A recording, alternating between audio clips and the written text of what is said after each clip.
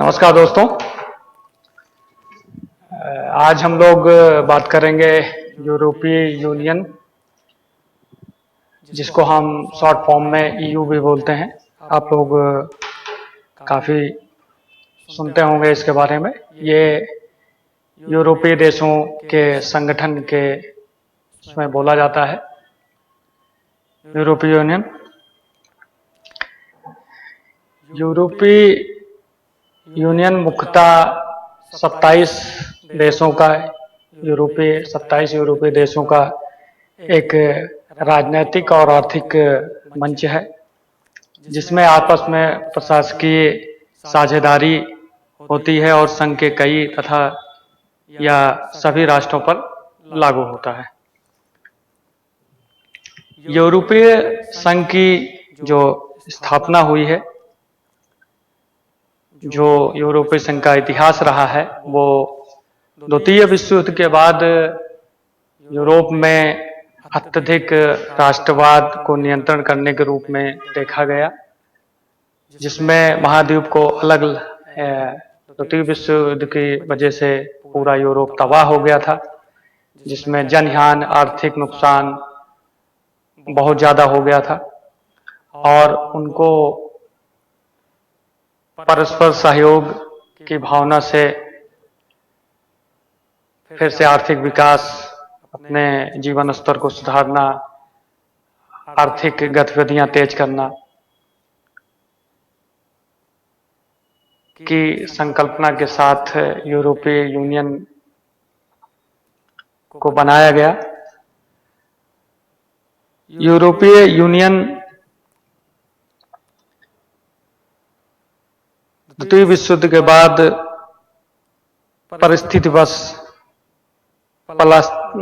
परिस्थितियों के पलायन के रूप में देखा जाता है।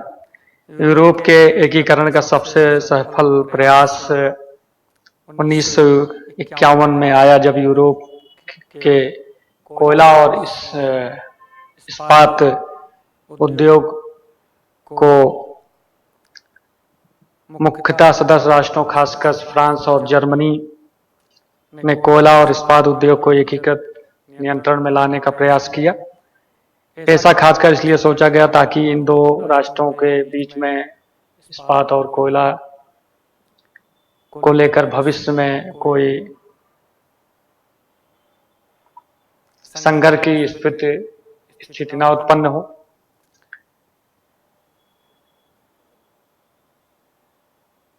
तभी से इसे संयुक्त राष्ट्र यूरोप की परिकल्पना के रूप में प्रचारित किया गया। यूरोपीय संघ के अन्य सदस्य संस्थापक राष्ट्रों में शुरू में जो 6 राष्ट्र थे, उसमें बेल्जियम, इटली, लग्जमबर्ग और नीदरलैंड प्रमुख थे।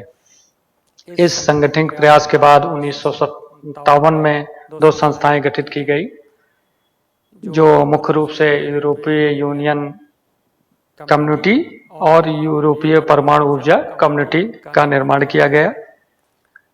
जो इन संस्थाओं का उद्देश्य नाभिकीय ऊर्जा एवं अधिक क्षेत्र में सहयोग करना, मतलब परमाणु ऊर्जा के क्षेत्र में सहयोग करना, परमाणु ऊर्जा का निर्माण करना, उसको अपने सदस्य देशों में उस परमाणु ऊर्जा उत्पन्न करके अपने सदस्य देशों में उसका वितरण करना और जो बच जाए वो अन्य राष्ट्रों को भी बेचना। फिर इसी तरह 1967 में तीनों संस्थाओं का विलय होकर एक संस्था का निर्माण हुआ, जिसे यूरोपीय कम्युनिटी के नाम से जाना जाता है।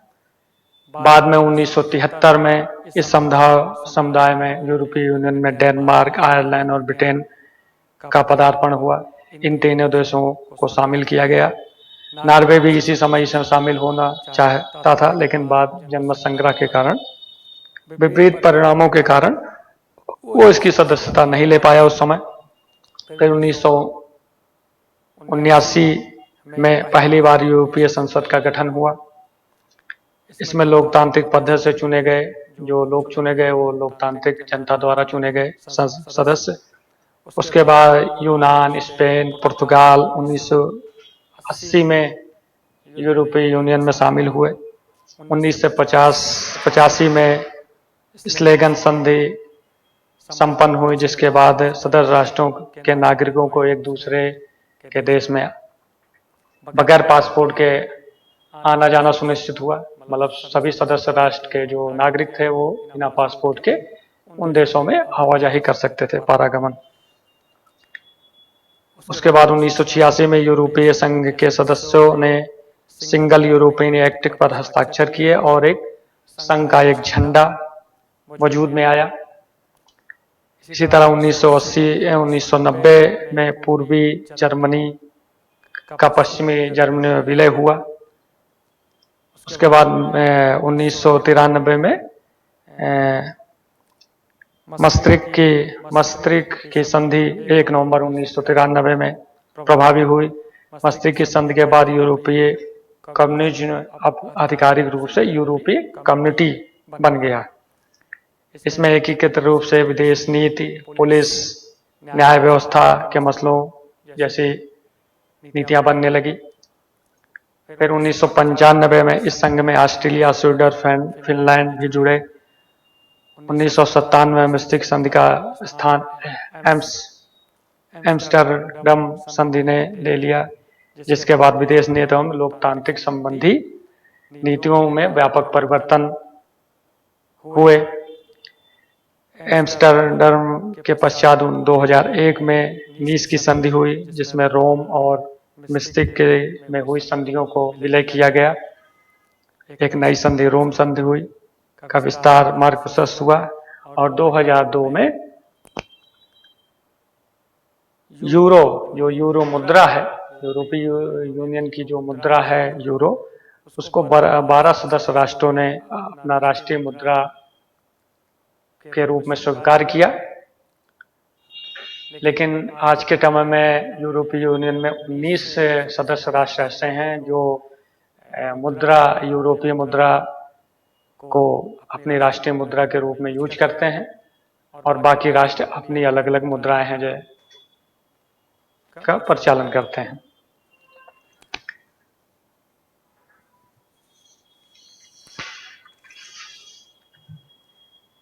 इसी तरह वर्ष 1992 में पेरिस संधि हुई। इसके तहत यूरोपीय न्यायालय का गठन किया गया, जो वर्ष 2006 में तक इसे यूरोपीय समुदायों के न्याय के लिए न्यायालय कहा जाता था, इसकी स्थापना की गई। यूरोपीय आर्थिक समुदाय इसी ईईसी की स्थापना रोम सन 1997 के अनुसार की गई। समुदाय का प्राथमिक उद्देश्य संस्थापक सदस्यों 6 सदस्यों के मध्य एक साझा बाजार और सीमा शुल्क संघ शामिल करते हुए आर्थिक एकीकरण स्थापित किया गया। नए राष्ट्रों को इसमें जुड़ा हुआ और ज्यादातर पूर्वी यूरोप के सभी देश, मतलब 27 देश जो हैं वो सभी पूर्वी यूरोप के 2007 के प्रारंभ में रोमानिया, बुल्गारिया ने यूरोपीय संघ की सदस्यता ग्रहण की और स्लोवानिया ने यूरो को अपनाया। 1 जनवरी 2008 को माल्टा एवं साइप्रस ने भी यूरोपीय यूनियन की सदस्यता ग्रहण की। यूरोपीय संघ के गठन के लिए 2004 में रोम में एक संधि पर हस्ताक्षर किए गए, जिसका उद्देश्य पिछली सभी संधियों का विलय को नकार कर एकीकृत और एकल दस्तावेज तैयार करवाया गया। लेकिन ऐसा कभी संभव न हो सका, क्योंकि इस उद्देश्य के लिए कराए गए जनमत संशोधन में फ्रांसीसी एवं डच मतदाताओं ने इसे इनकार कर दिया। फिर 2007 में एक बार फिर से लिप्सन समझौता हुआ, जिसमें पिछली संधियों को बगैर नकारे हुए इसमें सुधार किए गए। जनवरी 2009 में इस संधि के प्रावधानों को पूरी तरह लागू किया गया यूरोपीय यूनियन में। 20 तो ये था यूरोपीय यूनियन के निर्माण का इतिहास। यूरोपीय यूनियन का जब निर्माण किया गया, इसके जो मुख्य लक्ष्य थे वो यूरोप के सभी नागरिकों के लिए शांति, साझा आर्थिक विकास और कल्याण की भावना से प्रोत्साहित करना था। कल्याण की भावना को प्रोत्साहित करना था। आंतरिक सीमाओं के बिना स्वतंत्र सुरक्षा एवं न्याय प्रदान करना सभी नागरिकों को, एवं सतत विकास, संतुलित आर्थिक मूल्य वृद्धि, मूल्य स्थिरता, मतलब चीजों के रेट को समान रखना, संपूर्ण पूर्ण रोजगार, मतलब जितने नागरिक हैं काम करने वाले उनको सभी को रोजगार मुहैया करवाना, सामाजिक प्रगति के साथ साथ अत्यधिक प्रतिस्पर्धी बाजार अर्थव्यवस्था और पर्यावरण सुरक्षा पर आधारित था। सामाजिक बहिष्कार और भेदभाव का निराकरण करना, वैज्ञानिक और तकनीकी प्रगति को सभी सदस्य देशों के साथ उसको लागू करना, यूरो देशों के मध्य आर्थिक, सामाजिक और क्षेत्रीय एकजुटता एवं समन्वय को बढ़ावा देना, इसकी समृद्ध संस्कृति और भाषाई विविधता का सम्मान करना, एवं आर्थिक और मौद्रिक यूनियन की स्थापना करना, जिसकी मुद्रा यूरो है, यूरो मुद्रा को अपनाना। ये लक्ष्य लेके यूरोपीय यूनियन का गठन किया गया था, जिसमें कई सारे अलग अलग संधियों पर हस्ताक्षर हुए, जैसे 1992 में पेरिस संध, फिर यूरोपीय ऊर्जा समुदाय 1957, फिर यूरोपीय आर्थिक समुदाय 1957, उसी तरह विलय संधि 1965 ब्रुसेल्स, जिसमें 3 समुदायों ईसी, एससी, ईएईसी और EEC का विलय कर यूरोपीय समुदाय की स्थापना की गई। शेरेगन समझौता, जिसके वजह से बिना पासपोर्ट के आवागमन की सुविधा प्रदान करना नागरिकों को। फिर सिंगल यूरोपीय अधिनियम, इस अधिनियम से यूरोपीय समुदाय सदस्य देशों को आर्थिक विलय हेतु एक समय सारणी के लिए प्रतिबद्ध किया गया, जो 1995 में प्रभावी हुआ। फिर 1986 में प्रभावी हुआ। फिर मास्ट्रिक्ट संधि 1952, इस संधि को नीदरलैंड ने मास्ट्रिक्ट में यूरोपीय समुदाय के सदस्यों द्वारा 7 फरवरी 1992 को हस्ताक्षरित किया गया, ताकि यूरोपीय एकीकरण को आगे बढ़ाया जा सके। इसे शीत युद्ध की समाप्ति के बाद अधिक प्रोत्साहन और बढ़ावा मिला। यूरोपीय नागरिकता बनाई गई, जिससे नागरिकों को सदस्य राज्यों के मध्य स्वतंत्र रूप से रहने और स्थानांतरित करने की अनुमति मिली। एक साझा विदेशी और सुरक्षा नीति बनाई गई। पुलिस और न्यायपालिका के मध्य आपराधिक मामलों के आपसी सहयोग पर सहमत बनी। और यूरोपीय केंद्रीय बैंक ECB की स्थापना की गई। इसने यूरोपीय संघ के सदस्य देशों में रहने वाले लोगों को स्थानीय कार्यालय, यूरोपीय संसद के चुनावों में सक्षम बनाया। वर्ष 1999 में एक मौद्रिक संघ की स्थापना की गई, जिसके परिणाम स्वरूप 2002 में पूर्ण रूप से प्रभाव में लाया गया और यूरो मुद्रा का प्रयोग करने वाले 19 यूरोपीय संघ के सदस्य राज्यों से बना, जिसमें Austria, Belgium, Cyprus, Estonia, Finland, France, Germany, Greece, Ireland, Italy, Lithuania, Luxembourg, Malta, Netherlands, पुर्तगाल, स्लोवेनिया और स्पेन इसके सदस्य राष्ट्र बने, जो यूरो मुद्रा को अपने यहाँ प्रचलन में लाए। 2002 में पेरिस संधि हुई, जो 2051 संधि की जगह ली। 2007 में लिस्बन संधि हुई।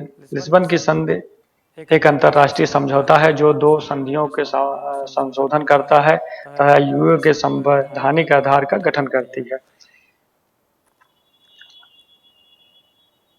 उसके बाद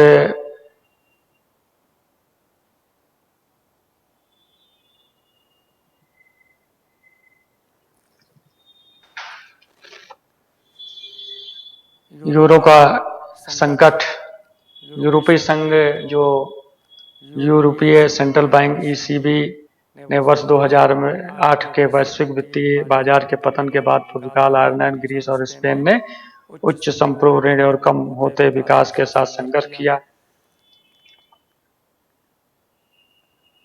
वर्ष 2009 में ग्रीस और आयरलैंड को इस समुदाय ने वित्तीय सहयोग प्राप्त हुआ जो राजकोषीय मितव्ययता का रूप था। वर्ष 2011 में पुर्तगाल में द्वितीय ग्रीक राहत पैकेज का अनुसरण किया गया। मतलब जो यूरोपीय मुद्रा यूरोपीय सेंट्रल बैंक है वो यूरो संकट आया था या आर्थिक महामंदी जो 2008 में आई थी, उसमें भी सदस्य राष्ट्रों को राहत पैकेज उपलब्ध करवाया ताकि वो उस महामंदी से उबर सकें। खासकर स्पेन, ग्रीस, आयरलैंड, पुर्तगाल इन देशों को यूरोपीय सेंट्रल बैंक ने आर्थिक पैकेज मुहैया करवाया। ब्याज दरों में की गई कटौती, आर्थिक प्रोत्साहन तथा समस्याओं का समाधान हेतु में सफल प्रयास किया गया है। जर्मनी, यूनाइटेड किंगडम, नीदरलैंड जैसे उत्तरी देशों में दक्षिण में हुए वित्तीय पलायन पर नाराजगी भी व्यक्त की। मतलब एक तरह से यूरोपीय यूनियन का गठन आर्थिक सहयोग और साझा सुरक्षा के लिए किया गया, लेकिन इसमें से जो सदस्य देश हैं उसमें कुछ देश ऐसे हैं जिनकी वित्तीय स्थिति डमाडोल हो गई थी, जिसपे जो बड़े राष्ट्र हैं वो उनको जो राहत पैकेज दिया जा रहा था उस पर उन्होंने नाराजगी भी व्यक्त की। इसी तरह यूरोपीय यूनियन से 2016 में यूके मतलब ब्रिटेन सरकार ने एक जनमत संग्रह का आयोजन किया और राष्ट्रों ने यूरो को त्यागने के पक्ष में, मतलब ब्रिटेन की जो जनता थी उसमें ब्रिटेन ने एक जनमत संग्रह कराया यूरोपीय यूनियन से बाहर निकलने के लिए, जिसको ब्रेजिट के नाम से जाना जाता है। और वहाँ की जनता ने जनमत संग्रह में ये फैसला किया कि हमको यूरोपीय यूनियन से बाहर निकलकर अपनी एक स्वतंत्र विदेश नीति और आर्थिक समझौते विश्व के देशों से करने चाहिए।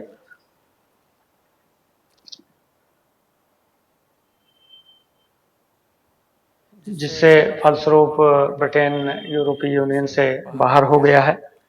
ब्रिटेन यूरोपीय यूनियन के सदस्य होते हुए अपनी अलग एक मुद्रा जो पौंड जिसको हम बोलते हैं वो यूज कर रहा था और वो अब यूरोपीय संघ के औपचारिक रूप से बाहर आने की प्रक्रिया ब्रिटेन संसद के अधीन हो गई है।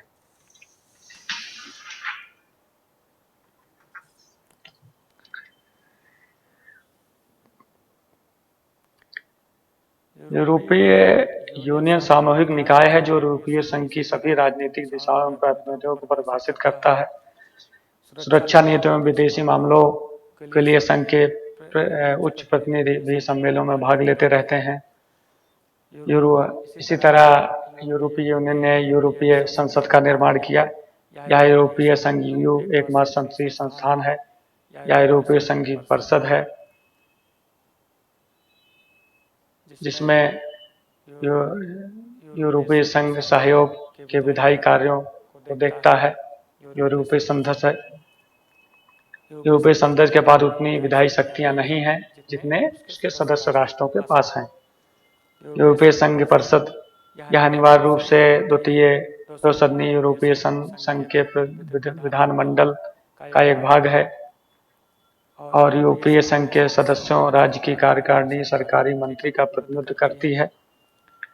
परिषद में यूरोपीय संघ के प्रत्येक सदस्य देश का एक मंत्री चर्चा करने, संशोधन करने, कानूनों को अपनाने और नीतियों के समन्वय के लिए मिलते रहते हैं।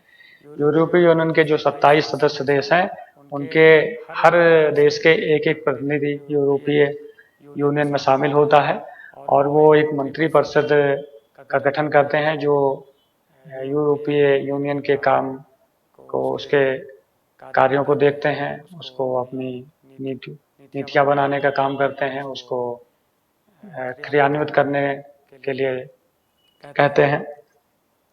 इसी तरह एक यूरोपीय आयोग का गठन किया गया है।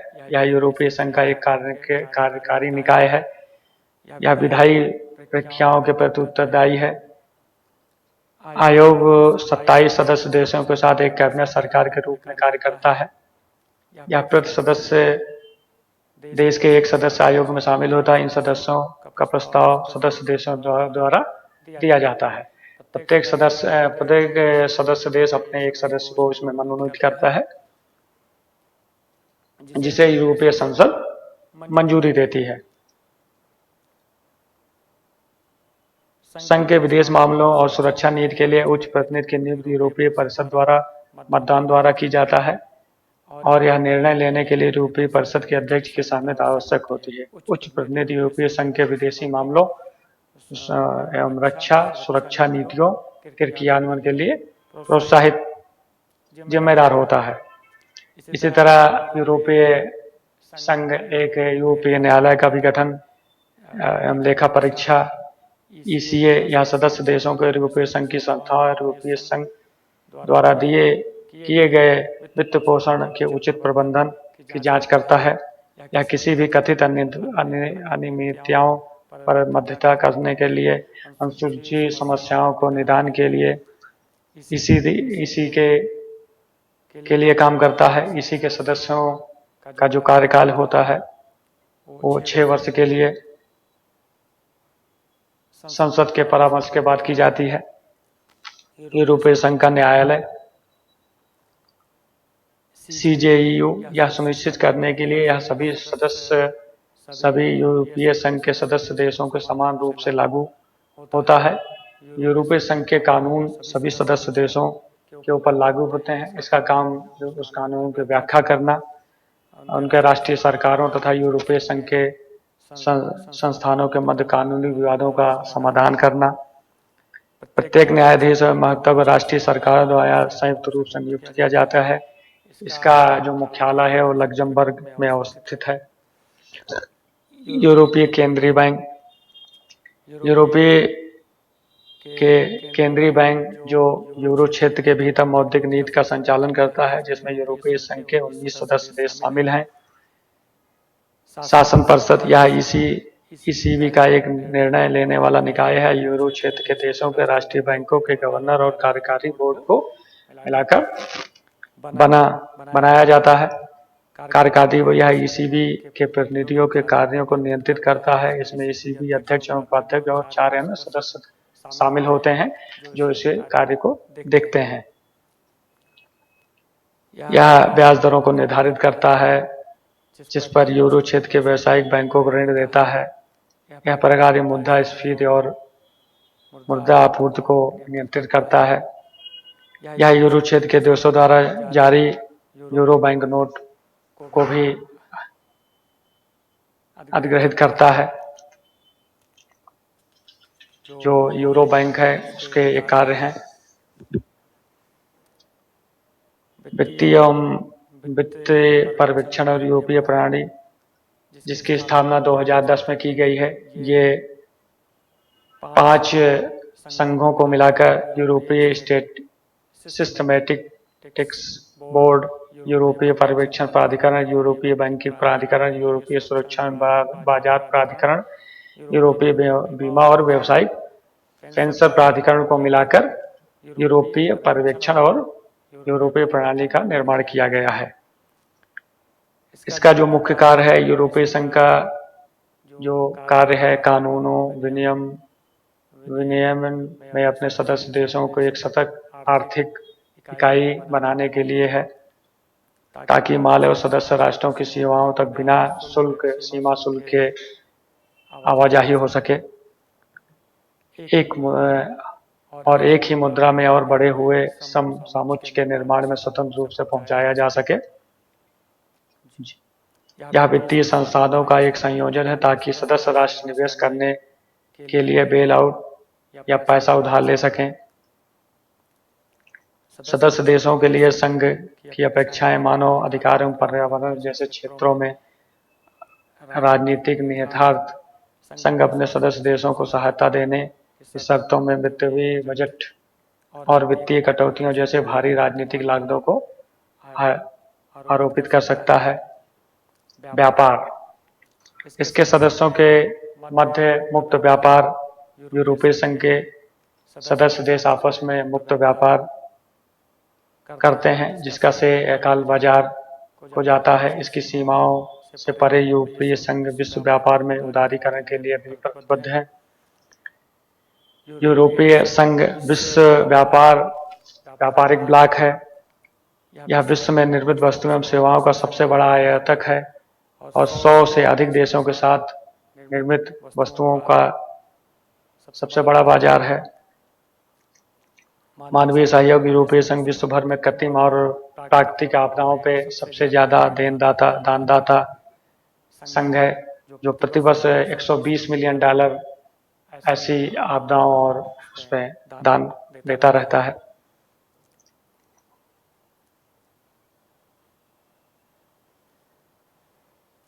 कूटनीतिक और सुरक्षा, EU कूटनीति के क्षेत्र में महत्वपूर्ण भूमिका निभाता है और स्थिरता, सुरक्षा, समृद्धि, लोकतांत्रिक आधारभूत संरचना और अंतर्राष्ट्रीय स्तर पर विधि के नियमों को बढ़ावा देने में अग्रणी भूमिका निभाता रहता है। ये सारे कार्य जो है यूरोपीय यूनियन के माध्यम से होते हैं, जो सभी यूरोपीय यूनियन के 27 सदस्य देश हैं, उनमें ये सारी नीतियां लागू होती हैं। यूरोपीय संसद है, यूरोपीय बैंक है, वित्त पोषण है, ये सारे कार्य यूरोपीय यूनियन देती है। यूरोपीय संसद का निर्माण होता है, जो विभिन्न विधायी कार्यों को देखती है, जो सदस्य राष्ट्रों द्वारा चुन के आते हैं सारे सदस्य। इसी तरह यूरोपीय यूनियन और हिंद प्रशांत सागर की जो रणनीति है, यूरोपीय संघ और इंडो पैसिफिक क्षेत्र में घनिष्ठ संबंध हैं और मजबूत उपस्थिति को आगे बढ़ाने के लिए अक्टूबर 2021 में इंडो पैसिफिक में सहयोग अपनी रणनीति जारी की है, जिसकी प्रमुख विशेषताएं हैं संवहनी आपूर्ति श्रृंखला, हिंद प्रशांत भागीदारों के साथ इस संलग्नता पर प्राथमिक उद्देश्य अधिक स्थायी और संवहनी वैश्विक मूल्य श्रृंखलाओं का निर्माण करना है। समान विचारधारा वाले देशों के साथ साझेदारी करना। यूरोपीय संघ की रणनीति वर्तमान में हिंद प्रशांत क्षेत्र में पहले से स्थापित साझेदारियों को सुदृढ़ और समान विचारधारा वाले देशों के साथ नई साझेदारियों का निर्माण करना, विकसित करना अधिक ध्यान केंद्रित कर रहा है, ताकि हिंद प्रशांत क्षेत्र में उसकी भूमिका और उपस्थित सुनिश्चित हो सके। इसी तरह क्वाड सदस्यों के साथ सहयोग करना। क्वाड सदस्य देश जैसे भारत, अमेरिका, जर्मनी और ऑस्ट्रेलिया, ये मिलकर एक क्वाड संगठन का निर्माण करते हैं। इसके बारे में हम अगले वीडियो में क्वाड संगठन के बारे में बात करेंगे। जो यूरोपीय संघ क्वाड सदस्यों के साथ यूरोपीय जलवायु परिवर्तन, प्रौद्योगिकी, इंडो पैसिफिक क्षेत्र में क्वाड देशों के साथ काम करने को तैयार है। साथ ही चीन की बेल्ट एंड रोड इनिशिएटिव के साथ प्रतिस्पर्धा करने के लिए यूरोपीय संघ ने ग्लोबल गेटवे नाम की योजना स्टार्ट की है, उसको काउंटर करने के लिए चीन को।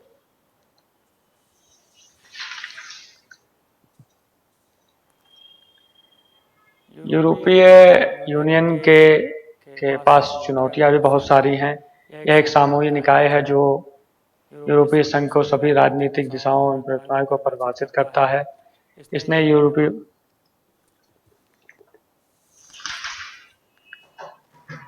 वर्तमान में यूरोपीय संघ वित्तीय संकट में ग्रीस को बुरी तरह से प्रभावित किया। यह संकट जताई जा रही कि यह देश कुछ टाइम बाद यूरोपीय संघ से बाहर निकल सकता है। उन देशों में जहां भ्रम सस्ता है, रोजगार हेतु पलायन हो रहा है, छटनी एवं रिक्तियां यूरोपीय नागरिकों को दैनिक जीवन को प्रभावित कर रही हैं। यूरोपीय आर्थिक समस्याओं एवं रोजगार के समाधान के लिए पूरी तरह से कार्य नहीं कर पा रहा है। रोजगार एवं कार्यों की शर्तों एवं मानव समझौतों की मांग भी की जा रही है यूरोपीय यूनियन से, जो पूरे यूरोप यहाँ तक कि विश्व में लागू हो सके। विश्व व्यापार संगठन के सदस्य के रूप में यूरोपीय संघ एक ऐसी स्थिति में है जहां वैश्विक विकास को प्रभावित कर सकता है। ये प्रमुख सक्षम प्रौद्योगिकी के विकास में एक वैश्विक नेतृत्वकर्ता की भूमिका निभाता है। यूरोपीय संघ के प्रमुख सक्षम प्रौद्योगिकी के से संबंधित निर्माण कम हो रहा है और यूरोपीय संघ से बाहर पेटेंट तेजी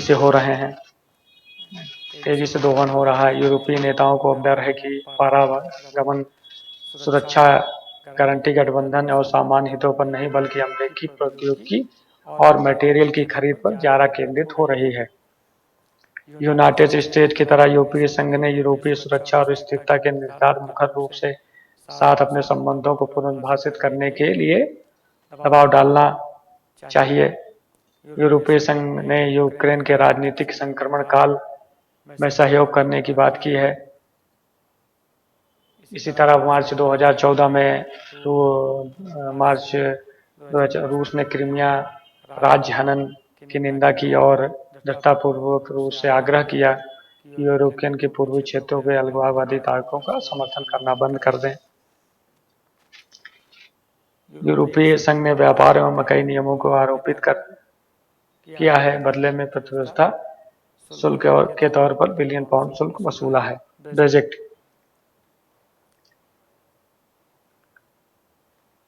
यूरोपीय संघ में जो ब्रिटेन बाहर हो रहा है, उसकी जो मूल निवासियों की हिस्सेदारी थी वो 13% थी। ब्रेक्जिट समर्थक कहते हैं कि ब्रिटेन अपनी सीमाओं का पूर्ण नियंत्रण वापस ले और यहाँ रहने वाले, यहाँ काम करने के लिए और लोगों की संख्या को कम करे, क्योंकि ब्रिटेन मतलब एक तरह से शरणार्थी की समस्या से बहुत जूझ रहा है, क्योंकि ब्रिटेन में एशिया से बहुत सारे शरणार्थी जाके वहाँ रह रहे हैं, जिससे वहाँ काफ़ी महंगाई, आर्थिक रूप से प्रभाव पड़ रहा है उसके ऊपर। तो इसलिए भी वो यूरोपीय यूनियन से बाहर हो रहा है। दूसरा, ब्रिटेन को लगता है कि वो एक वैश्विक शक्ति के रूप में है। वो अपनी विदेश नीति, अपना व्यापार समझौता, अपने आर्थिक प्रगति को और अच्छे ढंग से चला सकता है। तो इस वजह से ब्रिटेन यूरोपीय यूनियन से बाहर हुआ। भारत और यूरोपीय यूनियन के क्या संबंध हैं? यूरो देश भर में शांति स्थापना, रोजगार सृजन, आर्थिक विकास को बढ़ाने एवं सतत विकास को प्रोत्साहित करने के लिए भारत के साथ मिलकर काम कर रहा है। जैसा कि भारत निम्न से मध्यम आय वाले देशों की श्रेणी में प्रवेश किया है। भारत यूरो सहयोग भी साझा प्राथमिकताओं पर केंद्रित होकर पारस्परिक वित्तीय सहायता से साझेदारी की ओर अग्रसर हो रहे हैं। वर्ष 2017 में यूरोपीय यूनियन भारतीय शिखर सम्मेलन में नेताओं ने सतत विकास के लिए एजेंडा 2023 के क्रियान्वयन एवं सहयोग को मजबूती प्रदान करने के लिए समझौते किए हैं, जिसमें भारत यूरोपीय यूनियन विकास संबंध के विस्तार अन्वेषण के सहमत हुए हैं। यूरोपीय संघ वस्तु व्यापार के मामले में 2019-20 में भारत का सबसे बड़ा व्यापारिक साझेदार रहा है। यूरोपीय यूनियन भारत का सबसे बड़ा व्यापारिक साझेदार है, जो चीन और अमेरिका से भी आगे था, जिसके बीच में 2019-20 में भारत और यूरोपीय यूनियन के बीच में 90 बिलियन अमेरिकी डॉलर का व्यापार हुआ था, जो भारतीय व्यापार का लगभग 13% होता है। भारत यूरो द्विपक्षीय व्यापार और निवेश समझौता BTIA या भारत और यूरो के मध्य मुक्त व्यापार समझौता हुआ, जिसकी शुरुआत 2017 में की गई थी। हाल ही में भारत ने यूरोपीय संघ ने नई दिल्ली में भारतीय यूरोपीय संघ व्यापार और निवेश समझौते के लिए पहले दौर की वार्ता संपन्न हुई है। दूसरे दौर की वार्ता 2022 में हुई है। बीटीए पर हस्ताक्षर के भारत और यूरोपीय संघ अर्थव्यवस्था के सभी क्षेत्रों में वस्तुओं और सेवाओं के व्यापार में निवेश की बाधाओं को दूर करने के लिए सहमत हुए हैं, ताकि इस व्यापार को और बढ़ाया जा सके।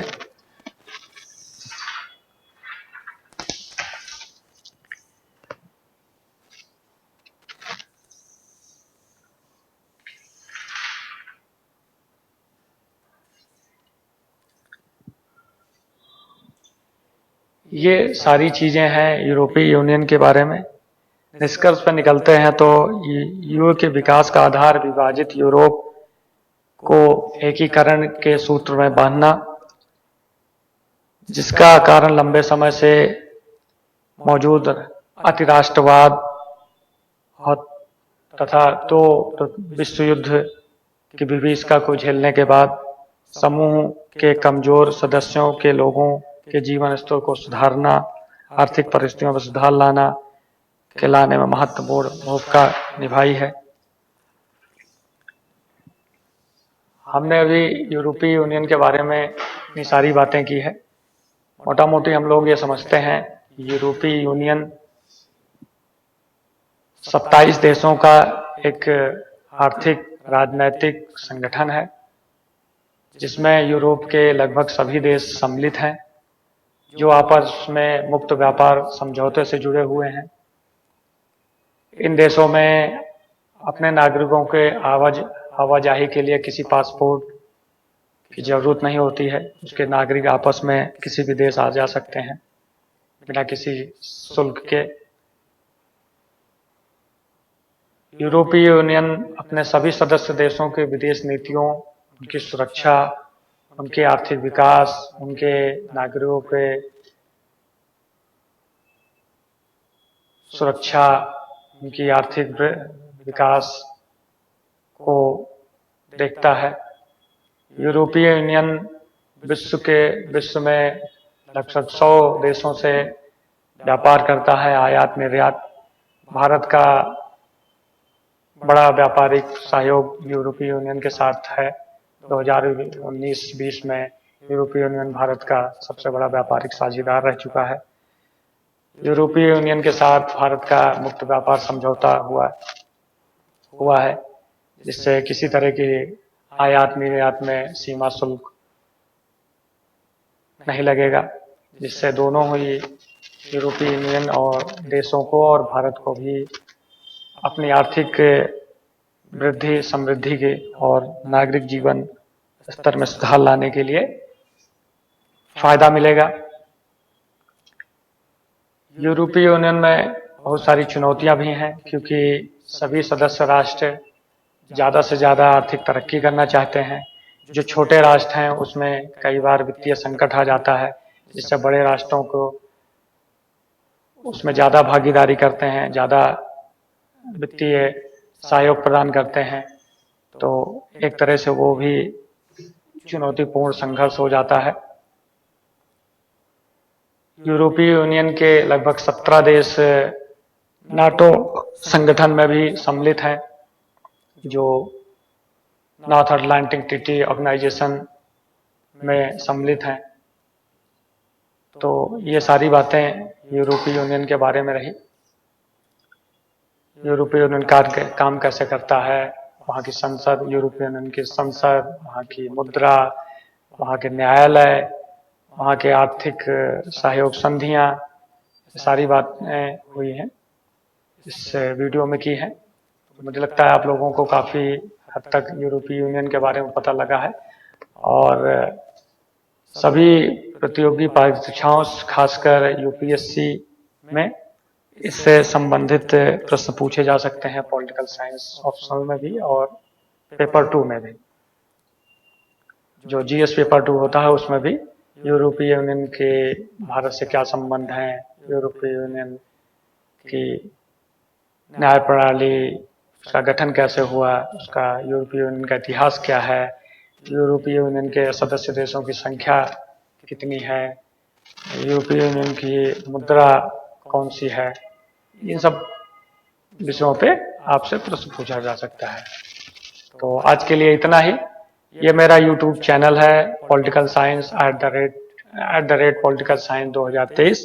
इसको आप ज़्यादा से ज़्यादा शेयर करें, सब्सक्राइब करें, ताकि और लोगों को भी और छात्रों को भी इससे फ़ायदा मिले।